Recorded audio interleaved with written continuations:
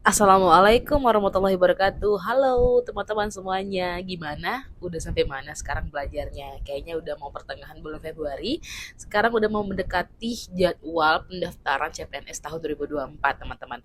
Nah, selanjutnya aku udah nepatin janji ya. Di video kali ini aku bakal ngebahas tentang materi TKP atau tes karakteristik pribadi, yaitu dengan tema anti radikalisme. Kalau kemarin kita udah banyak banget bahas tentang tema-tema di TKP. Kali ini aku bakal selesaiin tema di TKP, yaitu yang terakhir anti radikalisme, dan next video aku bakal bahas tentang soal TWK. Dan teman-teman, nanti jangan lupa simak video ini karena aku bakal bahas materinya dan juga contoh-contoh soalnya ya. Slide yang pertama teman-teman, jadi di materi ini TKP anti radikalisme kalau menurut KBBI ya, merupakan paham atau aliran yang radikal dalam politik. Yang kedua, ini paham atau aliran yang menginginkan perubahan atau pembaharuan sosial dan politik, teman-teman. Jadi dengan cara kekerasan atau dengan hal yang tidak wajar lah, drastis gitu ya, atau sikap-sikap ekstrim dalam sebuah aliran politik, teman-teman. Itu yang menurut dari KBBI ya, tentang anti radikalisme. Dan di soal TKP di SKD CPNS itu kenapa harus ada soal anti radikalisme? Karena tujuannya memang untuk menjaring, teman-teman, menjaring informasi peserta CASN gitu ya, CPNS ya, maksudnya dari individu yang tentang pengetahuan terhadap anti radikalisme itu nggak ada. Jadi supaya teman-teman itu kita tuh tahu kalau misalkan peserta itu nggak mempunyai paham tentang radikalisme, teman-teman. Nah, jadi kecenderungan bersikap ya dan bertindak saat menanggapi stimulus dengan beberapa alternatif situasi gitu ya. Kemudian soal anti radikalisme ini juga ada tentang konflik di masyarakat juga, teman-teman. Intoleran sampai dengan tindakan terorisme. Nah, radikalisme ini juga menjungkir balikan nilai-nilai yang ada, teman-teman. Jadi ciri-cirinya adalah mereka ini intoleran atau tidak memiliki toleransi pada golongan yang memiliki pemahaman berbeda. Itu intinya, di luar golongan mereka. Jadi mereka tuh cenderung apa ya, fanatik, terus juga eksklusif gitu ya, dan tidak segan untuk menggunakan cara-cara anarkis untuk mempertahankan apa yang mereka percayai. Itu yang disebut dengan radikalisme, teman-teman. Makanya dibuat soal anti radikalisme supaya kita tuh tahu sikap kita sebagai seorang ASN menerapkan atau merealisasikan atau meretas lah ya, meretas radikalisme di kalangan masyarakat tuh seperti apa melalui soal TKP atau tema TKP di soal SKD CPNS, teman-teman. Oke, teman-teman, kita lanjut ke soal, yaitu yang pertama, Anda ini memiliki seorang rekan kerja yang dulunya kerap kali mengikuti kegiatan organisasi yang saat ini telah dilarang beroperasi oleh pemerintah. Meskipun organisasi tersebut telah dibubarkan, namun rekan Anda ini masih sering aktif menyebarkan artikel yang berbau radikalisme nih pada rekan-rekan ASN lainnya. Sikap Anda menghadapi hal tersebut adalah: A. Berhenti memfollow akun media sosialnya agar tidak terpengaruh propaganda radikalisme. B. Meninggalkan komentar pada setiap postingan berupa narasi anti radikalisme secara bijaksana. Atau C.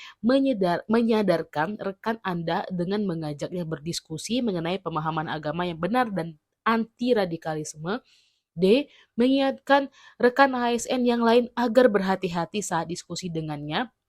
E. Menyindir rekan tersebut melalui postingan media sosial mengenai bahaya konsep radikalisme.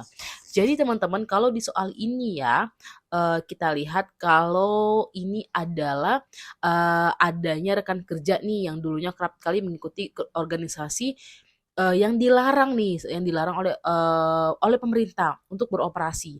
Nah, jadi ini sering banget menyebarkan artikel yang berbau radikalisme. Jadi tindakan kita itu seperti apa, sikap kita ya sebagai rekan kerjanya menghadapinya seperti apa. Apa kira-kira jawabannya, teman-teman? Kita lihat ya. Jadi yang paling tepat itu adalah jawabannya yang C, teman-teman. Nih, yang C. Kenapa yang C ya? Nah, jadi di soal yang C ini, teman-teman, menyadarkan rekan-rekan kita ya, rekan Anda ya, mengajaknya diskusi mengenai pemahaman agama yang benar, dan anti radikalisme. Jadi kita itu nggak bisa langsung menghakimi rekan kerja kita teman-teman, karena kita harus mengajaknya diskusi dulu supaya tanpa tanpa judgement juga gitu ya. Kemudian juga kita nggak bisa juga langsung misalkan nih di opsi yang B ya, kenapa B ini poinnya 4, karena dengan meninggalkan komentar pada setiap postingan itu nggak menyelesaikan masalah karena kita nggak bisa menasehati. Jadi ambil tindakan yang paling bijak, yang paling baik dan tidak merugikan kita dan juga rekan kerja kita teman-teman. Sedangkan kalau poin yang A, berhenti memfollow akun media juga nggak menyelesaikan masalah ini teman-teman. Karena kan di sini masalahnya adalah rekan kerja kita itu selalu menyebarkan artikel yang berbau radikalisme gitu ya. Oke, kita akan lanjut ke soal berikut. Kita lanjut ke soal berikutnya. Sebagai seorang calon ASN, bagaimana Anda menyikapi isu radikalisme berkenaan dengan kekhawatiran adanya ekspansi ideologi transnasional radikal? A. Isu radikalisme adalah permasalahan yang baru saja terjadi dan sebaiknya diadakan kajian khusus. B. Pancasila harus dijadikan pondasi dalam mengembangkan ilmu pengetahuan dan teknologi yang berkeindonesiaan gitu ya. Atau C.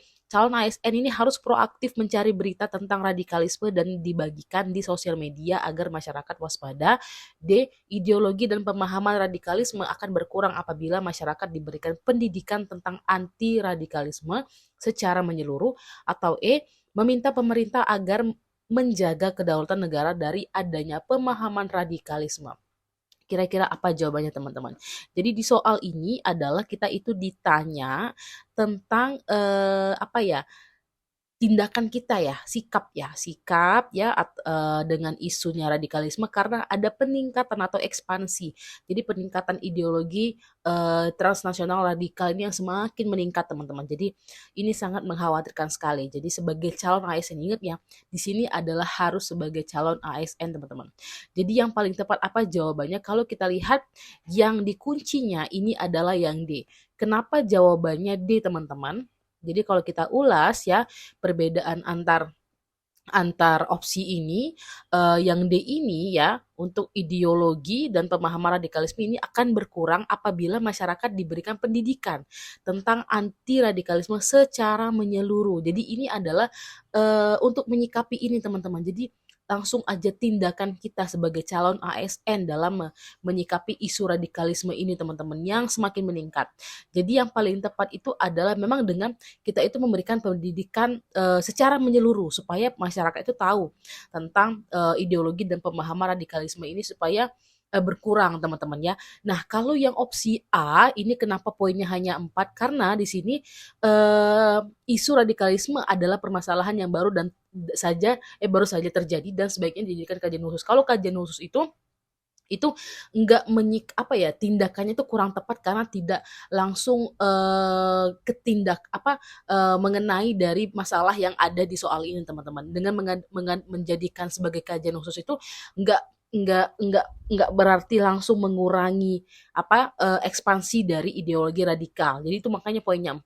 Sedangkan yang C, calon ASN, ini pasti banyak mungkin yang jawabnya C ya. Karena di sini ada kata-kata calon ASN sesuai dengan soalnya.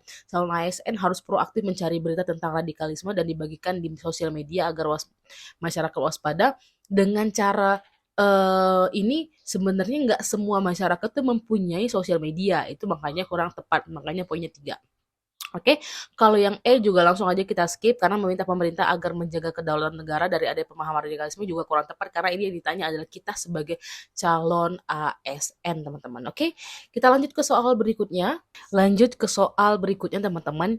Anda seorang pegawai di suatu perusahaan BUMN. Anda memiliki sahabat yang baik ya dalam perusahaan tersebut. Ia selalu ada membutuhkan bantuan. Pada suatu ketika, anggota Badan Nasional Penanggulangan Teroris mendatangi kantor Anda dan menanyakan sahabat Anda tersebut karena masuk dalam daftar pencarian orang kasus terorisme. Sikap Anda sebagai sahabat ya, ini sebagai sahabat nih yang dekat gitu ya. Yang paling tepat itu apa kira-kira sikap kita? A. Memberikan informasi keberadaan sahabat Anda walaupun hati Anda terasa berat mengatakannya. B. Memberikan informasi keberadaan sahabat Anda agar sahabat Anda menyadari bahwa perilakunya merupakan tindakan yang salah. C. Tidak memberikan informasi keberadaan sahabat Anda karena ingin menjaga hubungan baik dengan persahabatan Anda. D. Tidak memberikan informasi keberadaan sahabat Anda karena ingin menyadarkan sendiri sahabat Anda. E. Memberikan informasi keberadaan teman Anda dengan sangat terpaksa. Nah, kita akan lihat jawabannya apa dan kita akan bahas ya. Jadi yang paling tepat itu teman-teman adalah jawabannya itu yang B ya.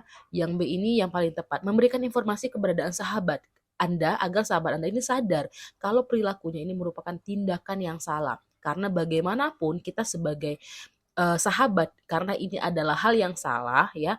Jadi kita tetap harus memberitahu tapi dengan tanpa rasa berat hati teman-teman. Jadi kita harus tetap ikut andil dalam meretas yang namanya radikalisme apalagi dengan kasus-kasus terorisme. Nah, kalau opsi yang A itu kenapa poinnya 4? Karena memberikan informasi keberadaan sahabat Anda walaupun hati Anda terasa berat. Karena ada kata hati Anda terasa berat mengatakannya karena ini sahabat, jadi itu poinnya 4. Jadi kurang tegas, maksudnya kurang tepat dan kurang tegas gitu ya.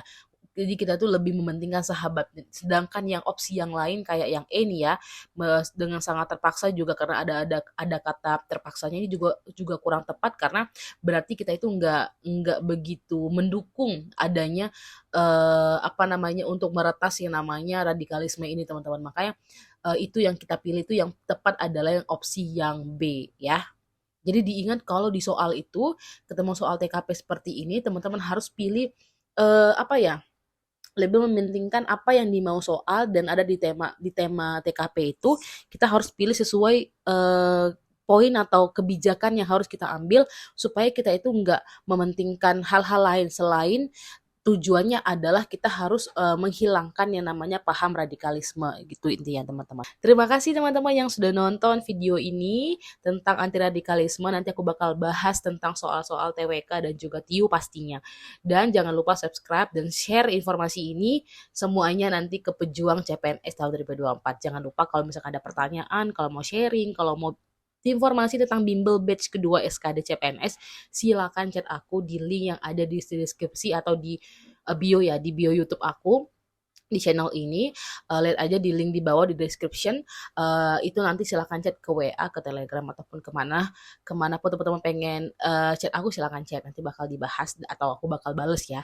Terima kasih semuanya. Jangan lupa semangat terus belajaran teman-teman dan tetap konsisten sampai nanti hari H tes CPNS. Wassalamualaikum warahmatullahi wabarakatuh.